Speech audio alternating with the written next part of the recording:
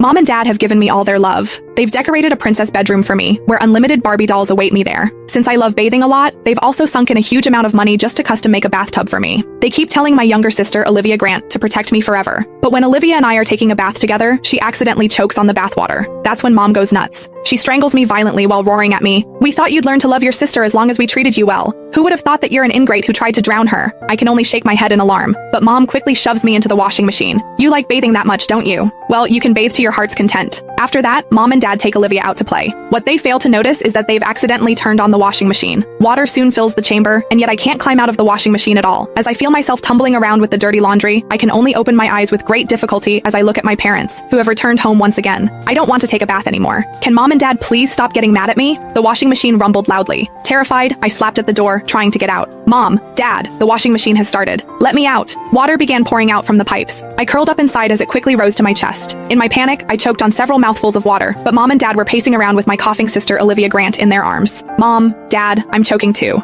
I tried my hardest to make a sound. If only one of them would look back, just one glance, and they would be able to save me. I used every bit of strength I had to push at the washing machine door, but it didn't budge at all. I remembered Mom and Dad talking about it. To keep me from climbing inside to play as I grew older, they had specifically bought a model with a child lock. Once that door clicked shut, it couldn't be opened again. The drum gradually began to turn. The icy touch of the metal walls pressed hard against my skin. Then, all at once, the whole world jolted before it started spinning. I was seized by an irresistible force that tossed me up, slammed me down, then tossed me up again. Dull thuds echoed as my body collided with the wall over and over again. I tried to scream for help, but the moment I opened my mouth, scented, foamy water poured into my nose and mouth. "Mom, Dad," I started to feel dizzy. I was suffocating, but I forced my eyes open, desperate for one last look at them, but all I saw was them fussing over Olivia in their arms. I'm very disappointed in Sabrina. To think she'd dare lay a hand on her sister while we're still in the house. Can you imagine what she does when we're not looking? She needs to be taught a lesson. What should we do, honey? Olivia has been coughing for so long, and she still hasn't stopped. Even her face is turning red. We have to take her to the hospital. Now. The first spin cycle finally paused, and the water that had been suffocating me slowly drained away. However, soon, more water began creeping in. Terrified, I threw everything I had into pounding against the door. "Mom, Dad, please save me. I can't take it anymore." Mom, who was in the middle of putting on her coat, froze. She turned and began walking toward me. "Mom, help me." Hope sparked in my chest again. I knew Mom only meant to punish me a little. I would never accidentally hurt Olivia again. Mom reached toward the washing machine, but she didn't grab the handle. Instead, she stood just a few steps away and pointed at me. Her face was twisted with disappointment. "You still don't get what you did wrong, do you? Now you're even throwing a tantrum by pounding on the door. Sabrina, your sister's only 2 years old. She just learned how to talk, and she spends all day babbling and calling you her big sister. How could you be so cruel to her? Stay in there and think about what you've done. Your dad and I have been too nice to you, and that's why you've turned out so spoiled." I shook my head, sobbing, as I felt the water rising steadily behind my back. My head was still spinning from the first cycle, but I forced myself to pound at the door, desperate to answer Mom, but it only made her angrier.